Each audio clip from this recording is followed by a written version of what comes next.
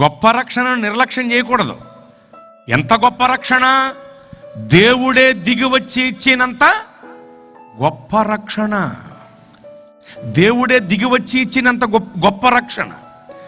నీటి బుడగల్లాంటి మన జీవితాలకు నిత్యత్వాన్ని ఇచ్చేటంతటి గొప్ప రక్షణ. గడ్డి పువ్వు లాంటి మన జీవితములను ఆకువాడక తన కాలమందు ఫలమిచ్చు వృక్షములుగా మార్చేటంతటి గొప్ప రక్షణ. ఆవిరి వంటి మన జీవితములకు అంతమే లేని నిత్య జీవాన్ని అనుగ్రహించేటంతటి గొప్ప రక్షణ. నీడలాంటి అస్థిరమైన మన జీవితములను సర్వశక్తుని నీడలో స్థిరపరిచేటంతటి గొప్ప రక్షణ. ఇంత గొప్ప రక్షణను నిర్లక్ష్యము చేసిన ఎడల ఎలాగూ తప్పించుకుందు?